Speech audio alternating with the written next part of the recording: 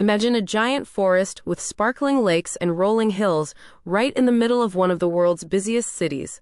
This sounds like a miracle of nature, doesn't it? We're talking about Central Park in New York City. Millions of people visit it every year. They stroll through its peaceful paths, they picnic on its green lawns, they marvel at its wild beauty. But here's the mind-blowing secret. Central Park is not natural at all. Not even a little bit. It is one of the most incredible human-made creations on Earth.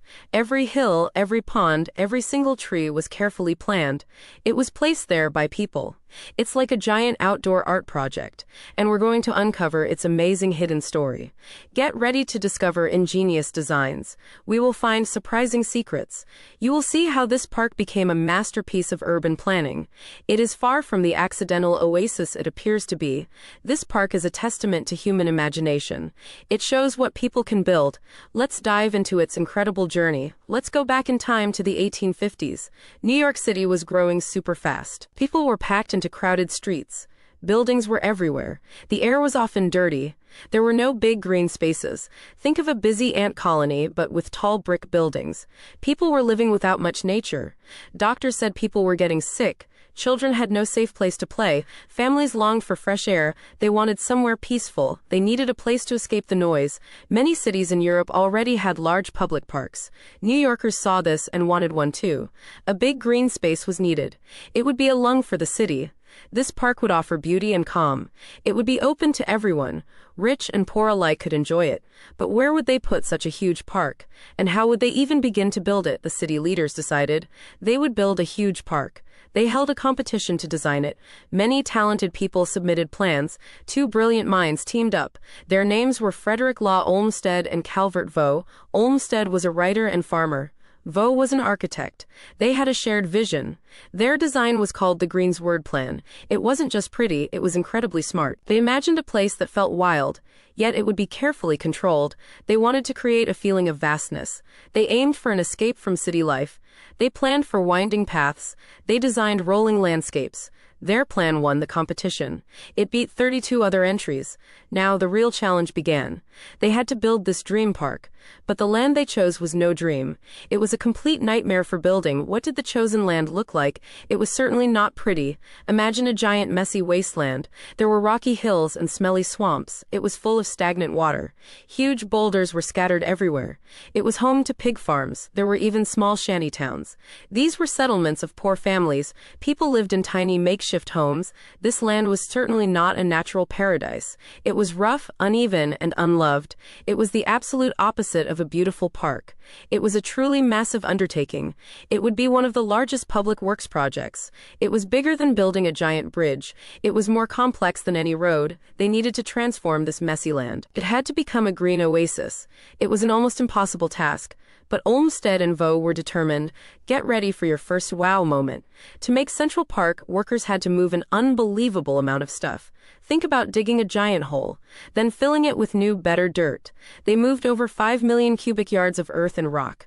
That's enough dirt to fill a line of dump trucks. The line would stretch from New York City to Chicago. That's about 800 miles. They used tons of dynamite. They blasted away the tough bedrock. Over 20,000 pounds of gunpowder were exploded.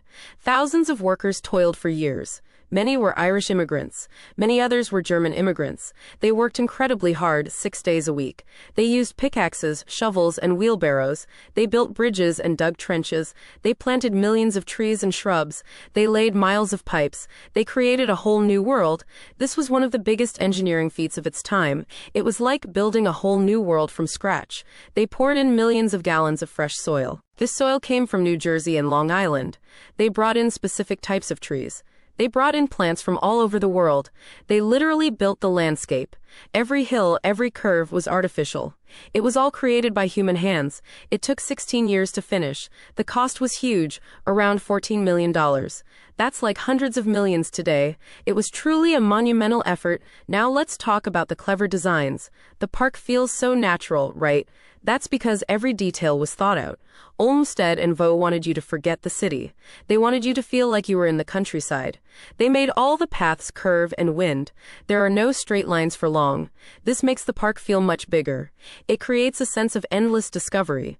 You can't see everything at once. This design trick fools your eyes. It makes you feel lost lost in nature.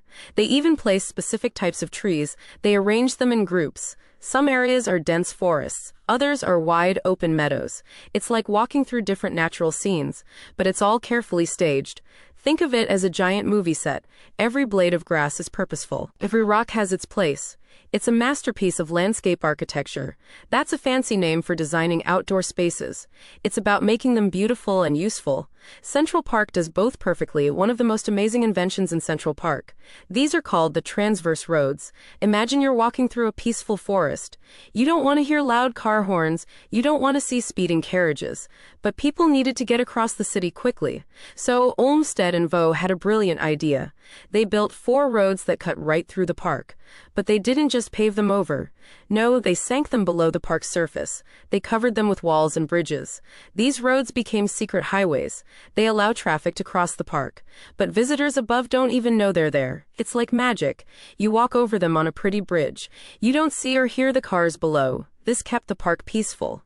It separated noisy city life from quiet nature. It was an incredibly forward-thinking idea. This was long before cars were common. It shows how much they planned for the future. It was a truly revolutionary concept. It helped the park feel truly separate.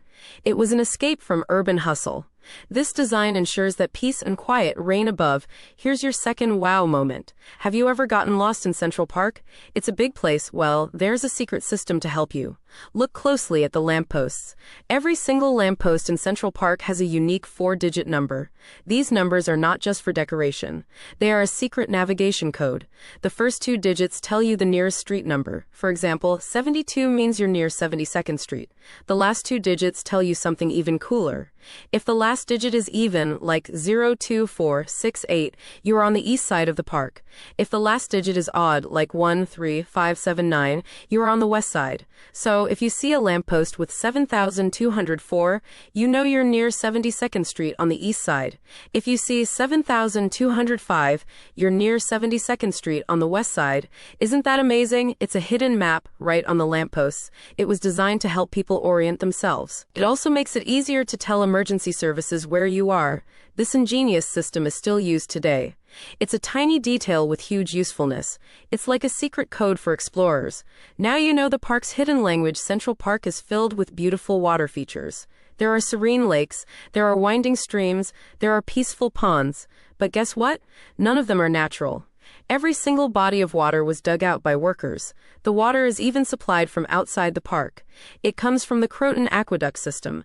This system brings water from upstate New York. The famous Central Park Reservoir is a huge man-made lake. It used to be a city water supply. Now it's a giant track for runners. The Bethesda Terrace Fountain is another marvel. Its water flows and splashes. It creates a calming sound. Even the waterfalls are not natural. They were all designed and built. They add to the park's wild feel. They create soothing sounds. They reflect the beautiful sky. This attention to detail is astonishing.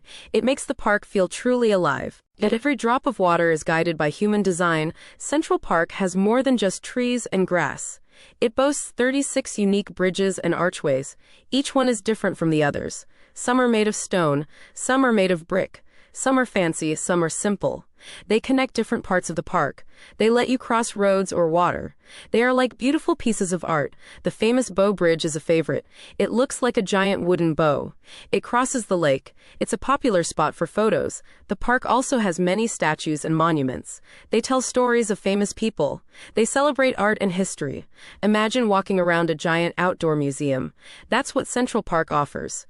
Every corner holds a new surprise. Every path leads to a discovery.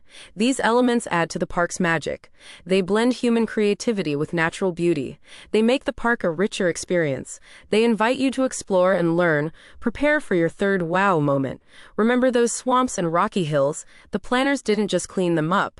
They completely reshaped the entire landscape. They lowered hills by as much as 40 feet. They filled valleys by up to 75 feet. Imagine that. It's like flattening mountains and building new ones. They even constructed giant artificial rock outcroppings.